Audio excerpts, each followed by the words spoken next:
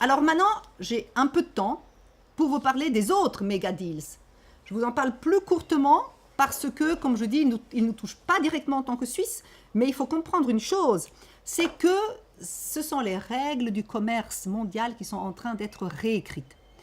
Et tôt ou tard, elles vont s'appliquer à tout le monde. Selon ce qu'on peut appeler la technique salami. On saucissonne un peu de salami, on le coupe tous les jours, on coupe un peu. Et ces règles, elles se retrouvent dans tous ces accords. Donc c'est vraiment une nouvelle géographie du commerce international qui est en train d'être écrite et qui vise surtout les règles intérieures des États. C'est vraiment une troisième génération d'accords. Les États n'étaient jamais allés aussi loin. Ils s'attaquaient surtout aux barrières tarifaires, etc. Mais là, c'est vraiment les barrières non tarifaires, c'est vraiment les règles. C'est pour ça que ça porte atteinte à la souveraineté des États encore plus que ne l'ont fait les accords de libre-échange négociés jusqu'à aujourd'hui. Alors, le TPP, pourquoi j'en parle? Nous, il ne nous concerne pas. Mais le TPP est un accord qui est achevé, qui est public maintenant. Donc, on sait exactement ce qu'il y a dedans et on sait donc ce qui attend les autres, en fait. Alors, juste une petite parenthèse, les accords dont je vais parler maintenant, beaucoup plus rapidement que le TISA, ne vous en faites pas, portent sur tous les secteurs, tandis que le TISA, c'est uniquement un accord sur le commerce de services, tandis que les autres, c'est l'agriculture, tout quoi. Donc, le TPP, alors, le TPP est donc ce fameux accord transpacifique négocié, c'est tout petit, hein. Vous voyez? Pas tellement, hein. Moi, j'aurais dû faire plus grand. Bon, ouais, alors, négocié par les États-Unis et 11 pays de la région Asie-Pacifique et qui représente 40% du commerce mondial. Il y a un chapitre sur la cohérence réglementaire, de nouveau, qui vise à limiter cohérence. C'est une jolie façon, mais en réalité, ça vise de nouveau à limiter au strict minimum les réglementations intérieures et ça risque de nouveau d'entraver la capacité des États à réguler dans l'intérêt public. C'est toujours la même chose. Toujours la même chose. Il dérégule les services financiers encore davantage qu'ils ne le sont aujourd'hui, le TISA aussi. Il étend ce très controversé mécanisme de règlement de différents investisseurs États aussi aux services financiers. Bon, ça c'est un peu compliqué. Les entreprises détenues par l'État dont je vous parlais, là je vous ai donné le cas suisse, mais dans les autres pays, ça peut être les banques, ça peut être les hôpitaux, l'éducation, la recherche, etc., seraient aussi libéralisées. Pas seraient, seront, parce que celui-là, il a été signé. Non, il a été signé, mais il n'a pas encore été ratifié par ces 12 pays. Et on va voir s'ils vont ratifier. Mais ils l'ont signé, donc ça, c'est prévu que ce soit comme ça. C'est pas, on n'est pas en train de faire de la science-fiction, on sait ce qu'il en est. Il renforce les droits de propriété intellectuelle, rendant plus longue et onéreuse la fabrication de génériques. Il permet le libre transfert à l'étranger des données personnelles, tout ce que je vous ai dit tout à l'heure. Il donne aux multinationales un droit de regard et de commentaire sur les projets de loi. Voilà. Maintenant, entre autres, c'est vraiment, ça c'est les points que je trouvais les plus critiquables, mais il y en a plein d'autres. Maintenant, Barack Obama espère obtenir la ratification du Congrès cette année encore. Je pense que ça va être très difficile parce que le Congrès est assez sceptique.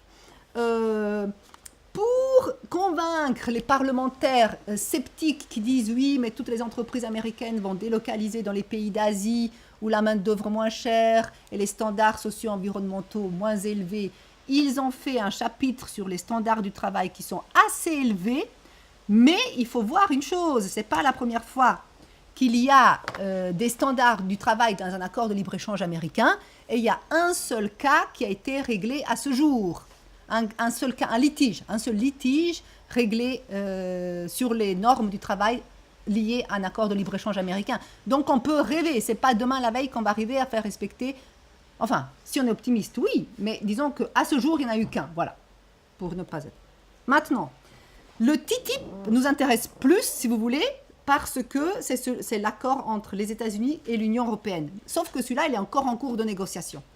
Donc celui-là, il est ultra secret. Il est ultra secret, vous avez lu dans les médias que même les négociateurs, ils ont le droit d'aller, les parlementaires, d'aller pendant 1 heure dans une chambre noire pour lire les textes sans prendre de photos, ni faire de photocopies, ni rien. Ce sont des textes qui sont tellement complexes que je pense que même les négociateurs, s'ils le regardent comme ça, ils ne vont pas comprendre les enjeux. Ils ont vraiment besoin de les étudier, ces accords. Donc, alors, celui-là, il est encore en cours de négociation. Il y a eu des leaks, donc des fuites par Greenpeace. Donc nous savons un peu, c'est-à-dire les fuites, qu'est-ce qu'elles ont fait? Elles ont juste confirmé ce que nous redoutions déjà.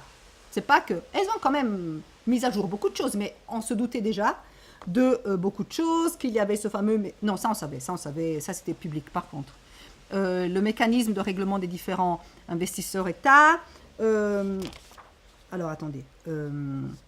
Donc les leaks de Greenpeace ont confirmé les craintes, même modèle que les autres méga-deals, liste négative, rocher gel, ça je vous ai assez longuement parlé, coopération réglementaire, opposition des États-Unis à l'ouverture des marchés publics au niveau des États fédérés. Maintenant, la différence avec le TTIP est que l'opinion publique est fait remonter en Europe, ça vous avez lu dans tous les journaux. La crainte est par rapport à ce fameux mécanisme investisseur-État, une baisse des normes sociales et environnementales, des pertes d'emplois et l'impact négatif sur l'agriculture et les services publics. Maintenant, concernant la Suisse, alors, la Suisse ne participe pas à ces négociations, par la force des choses, n'est-ce pas? Mais le Conseil fédéral, évidemment, il a très envie d'accéder en fonction. Alors, il y a quand même deux conditions. Premièrement, c'est que le TTIP soit conclu.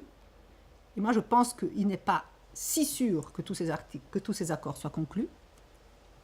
Ni le TISA, ni le TTIP, on verra. Il y a quand même de plus en plus d'opposition. En tout cas, pas dans les délais, parce qu'ils disent tout ce qu'ils veulent conclure cette année. En fait, ils veulent conclure encore tant qu'il y a Obama, parce qu'après, ils ne savent pas qui y aura comme président, et il sera peut-être moins favorable à ces accords. Donc, il faut déjà que le TTIP soit conclu, que la Suisse considère qu'elle doit accéder, et ensuite que l'opinion publique, j'espère, et le Parlement soient consultés et soient d'accord d'accéder, et ensuite aussi que l'accord soit ouvert à des États tiers, parce que ce n'est pas sûr encore. Pour l'instant, c'est entre l'Union européenne et les États-Unis. Dans tous les cas, la Suisse, qu'elle accède au TTIP, alors évidemment, selon nous, elle ne devrait pas accéder, vous avez compris, mais dans tous les cas, il y aura une pression sur son agriculture. Ça, je pense que c'est inévitable. Qu'elle accède, qu'elle n'accède pas. Si elle accède, ça sera encore pire, mais si elle n'accède pas, je pense qu'il y aura déjà une pression sur son agriculture. Si elle accède, en plus, il y aura tous les problèmes que j'ai évoqués tout à l'heure, à commencer par un problème qui est souvent... C'est ce fameux mécanisme de règlement des différents investisseurs États. Alors, à ce jour, la Suisse a 130 accords de protection des investissements. Je vous parlais de la plainte de Philip Morris contre l'Uruguay. Mais tous ces accords sont avec des pays en développement. La Suisse n'a pas d'accord de ce genre avec des pays de l'OCDE, notamment les États-Unis et l'Union européenne. Si demain elle accède au TTIP, elle va devoir se soumettre à ce mécanisme-là. Ça veut dire que demain, il y a une entreprise américaine qui pourra porter plainte contre la Suisse. Il y a une entreprise européenne du pays XYZ qui va pouvoir porter plainte contre la Suisse. Si elle change une loi sur l'environnement, la santé, whatever. Vous voyez? Donc c'est vraiment un changement radical de paradigme. C'est pour ça que si la Suisse accède à ce TTIP, c'est quand même l'impact sera quand même énorme. Et là, j'ai presque fini. J'ai presque fini parce que le CETA, c'est l'accord entre l'Union européenne et le Canada. Et je ne vais pas vous la faire longue. Le modèle est le même que le TPP, le TTIP, donc je ne vais pas revenir là-dessus, on n'a pas le temps. Mais pourquoi est-ce que j'en parle? Parce que la Suisse est en train de mettre à jour son accord de libre-échange avec le Canada. Et la crainte serait que le Canada arrive à imposer à la Suisse les mêmes concessions que l'Union européenne a fait dans le CETA. On pourrait lui dire, bon, l'Union européenne nous a donné ça, maintenant vous nous donnez la même chose. Donc si vous voulez, c'est un peu la crainte et c'est la raison pour laquelle, pour nous, en tant que Suisse, ça vaut la peine quand même de suivre ce CETA, même s'il a l'air un peu loin comme ça, parce que de toute façon, la Suisse n'a pas l'intention d'accéder à ce CETA. Mais ce seront des concessions qui pourraient nous être demandées.